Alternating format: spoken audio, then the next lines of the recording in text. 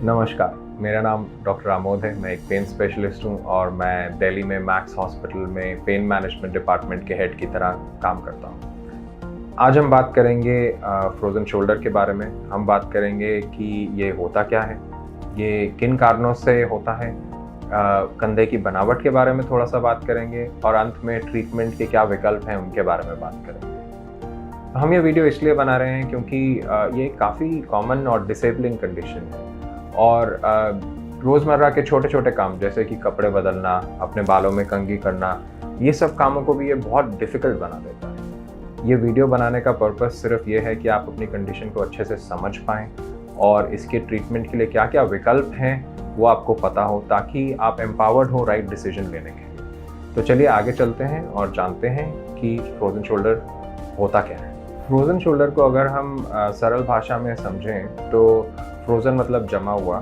Shoulder मतलब कंधा।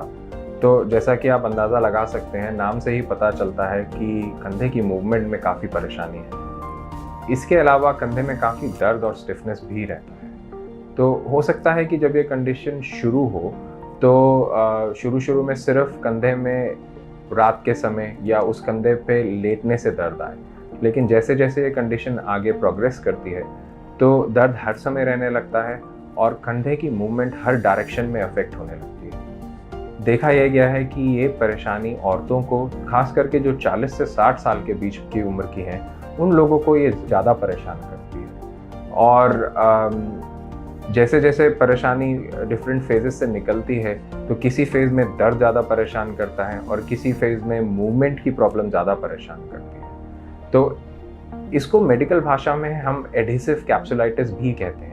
Adhesive मतलब चिपकने वाला, कैप्सुलाइटिस मतलब कैप्सूल की प्रॉब्लम, उसकी इन्फ्लेमेशन या उससे उठने वाला दर्द। तो इस परेशानी में जो मेन प्रॉब्लम है वो ये है कि जो कंधे के आसपास एक कैप्सूल होता है, ये एक परत की तरह है जो पूरे कंधे के जोड़ को सराउंड करती है और इस कैप्सूल के टाइट होने की वजह से कंधे की जो मूवमेंट की जो जगह है वो कम हो जाती है।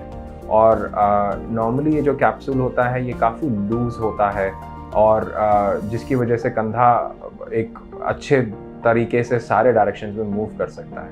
अगर आप बाकी जोड़ों से उसको कंपेयर करें तो कंधे की मूवमेंट काफ़ी ज़्यादा होती है और ये जो कैप्सूल का लूज़ होना उसमें एक प्रमुख भूमिका निभाता है। जैसे जैसे ये कैप्सूल टाइट होता है, मूवमेंट कम होने लगती है और हर मूवमेंट पे दर्द आने लगता है। तो यही है एडहेसिव कैप्सुलाइटिस या फ्रोज़न शोल्डर की बीमारी।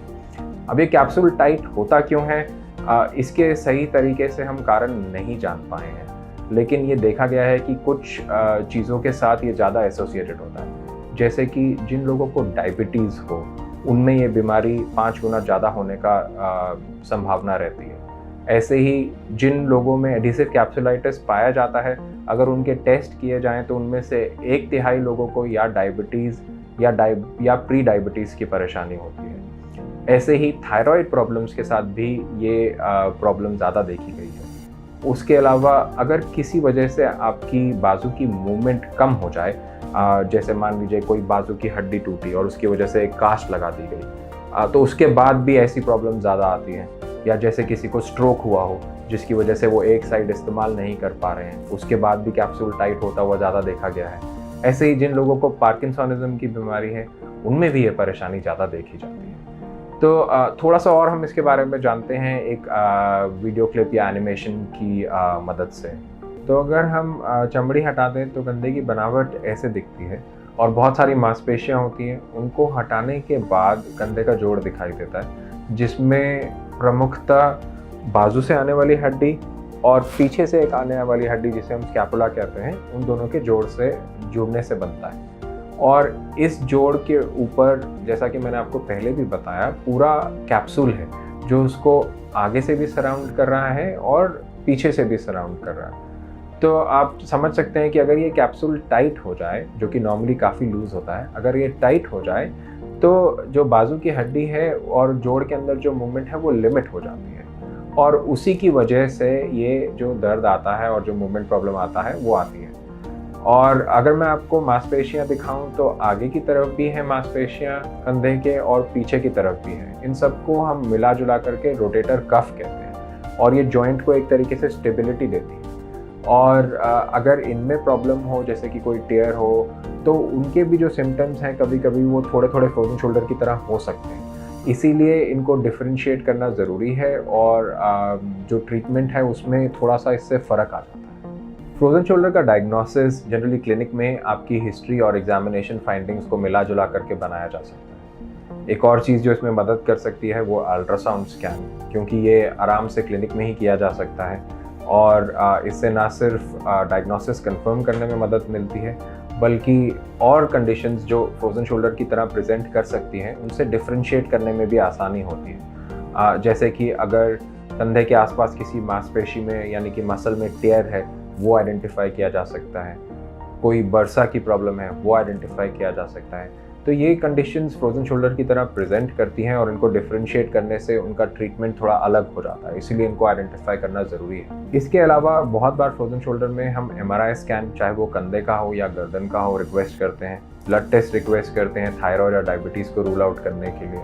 और ज़रूरी है कि आप ये जानें कि अगर गर्दन में कोई नस दबी हो तो उसके उठने वाला दर्द जो है वो भी कंधे के दर्द या कंधे की मूवमेंट की प्रॉब्लम की तरह प्रेजेंट कर सकता है। तो बहुत बार हमें गर्दन का MRI रिक्वेस्ट करना पड़ता है। फ्रोजन शोल्डर की ट्रीटमेंट का एम होता है आपके दर्द को कम करना और आपकी मूवमेंट्स को वापस लाना। और जैसा कि मैंने बताया, ये कंडीशन अपने आप भी इम्प्रूव हो सकती है, लेकिन क्योंकि इसमें लंबा समय लग सकता है 2 से 3 साल तक, तो हमारे पास जो भी विकल्प हैं उनको हम एक साथ इस्तेमाल करते हैं, जिसे हम मल्टी डिसिप्लिनरी अप्रोच कहते हैं, और उससे फ़ायदा आने का चांस ज़्यादा होता है। तो ये क्या क्या विकल्प हैं? पहली चीज़ है दवाइयाँ, जैसे कि एंटी इन्फ्लेमेटरी मेडिसिन। दूसरा विकल्प है फिजियोथेरेपी, जो कि बहुत बार लंबे समय के लिए चाहिए होती है और उसका पर्पस होता है कंधे की मूवमेंट वापस लाना और स्ट्रेंथनिंग करना कंधे की। और तीसरा विकल्प है इंजेक्शंस। मैं इंजेक्शंस के बारे में थोड़ा विस्तार से आपको बताना चाहूँगा। इंजेक्शंस इसलिए ज़रूरी हैं क्योंकि वो दर्द कम करते हैं, और जो दर्द कम होता है तो आप अच्छे से मूवमेंट कर पाएंगे और फिजियोथेरेपी भी अच्छे से आप कर पाएंगे। तो उससे जो इम्प्रूवमेंट है वो जल्दी आता है।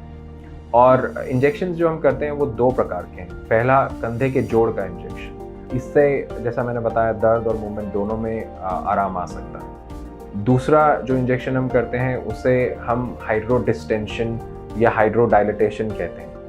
इस इंजेक्शन में हमारा एम ये रहता है कि हम कैप्सूल के नीचे, जो मेन परेशानी है कैप्सूल का टाइट होना, उस कैप्सूल के नीचे हम दवा डालें ताकि वो कैप्सूल थोड़ा डिस्टेंड हो और उसकी वजह से जो टाइटनेस है वो कम हो और आपकी मूवमेंट में आराम आए। तो जो दवा हम कैप्सूल के नीचे डालते हैं उसमें खाली पानी भी हो सकता है, सुन्न करने की दवा हो सकती है, और इन्फ्लेमेशन कम करने की दवा हो सकती है।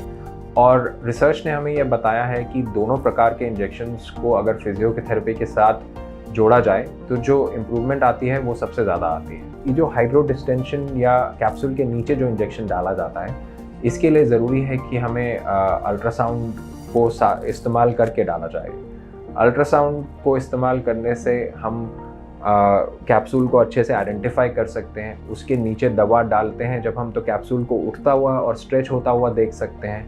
तो इससे ना सिर्फ हमारी एक्यूरेसी आती है बल्कि इम्प्रूवमेंट का चांस भी बढ़ जाता है। और जैसे जैसे कैप्सूल लूज़ होता है तो आपकी मूवमेंट में आराम आएगा और आप फिजियोथेरेपी भी अच्छे से कर पाएंगे। तो इन सब चीज़ों को मिला जुला के करने से जो इम्प्रूवमेंट जो आने का चांस है वो सबसे ज़्यादा होता है। बहुत बार ये जो विकल्प हैं ये सर्जरी अवॉइड कर देते हैं, क्योंकि एक सर्जिकल विकल्प ये है कि आपको बेहोश करके आपकी बाजू को अच्छे से मूव किया जाए ताकि वो कैप्सूल स्ट्रेच हो। तो वही काम हम आपको बिना बेहोश किए OPD में ही इंजेक्शन की मदद से करते हैं। और दूसरा जो सर्जिकल विकल्प होता है वो होता है कि कैप्सूल को छोटी छोटी जगह पे काट दिया जाए, यानी कि उसमें टेयर्स डाले जाएं ताकि वो स्ट्रेच हो पाए। अगेन, बहुत बार पानी डालने से वो डिस्टेंड हो जाता है और उसकी ज़रूरत नहीं पड़ती है और सर्जरी अवॉइड हो जाती है, और बहुत बार जो आराम है वो बहुत जल्दी आने लगता है। अगर आपको फ्रोजन शोल्डर की प्रॉब्लम है तो ये ज़रूरी है कि आप कुछ नियमों का पालन करें। पहली चीज़, सेल्फ डायग्नोस ना करें और एक स्पेशलिस्ट से राय लें। दूसरी चीज़, फिजियोथेरेपी के सेशंस को आप छोड़ें नहीं, उसको लंबे समय तक करता रहना ज़रूरी है, क्योंकि उसी से आर्म में स्ट्रेंथ आएगी और उसी से आपकी मूवमेंट जो है वो बढ़ेगी। तीसरी चीज़, इम्प्रूवमेंट नहीं आ रहा है तो इंजेक्शंस एक लाभदायक विकल्प है और उनको सही से इस्तेमाल करने से आपको इम्प्रूवमेंट जल्दी मिलेगा। तो मुझे उम्मीद है कि ये सारी जानकारी आपके लिए लाभदायक साबित होगी और आप अपनी कंडीशन को अच्छे से समझ पाएंगे इस वीडियो के माध्यम से, और आगे जो भी ट्रीटमेंट विकल्प आपके लिए सबसे अच्छा है उसको भी चूज़ करने में आपको इस इन्फॉर्मेशन से मदद मिलेगी। तो अंत में मैं यही कहना चाहूँगा कि मुझे सुनने के लिए आपका बहुत बहुत धन्यवाद। नमस्कार।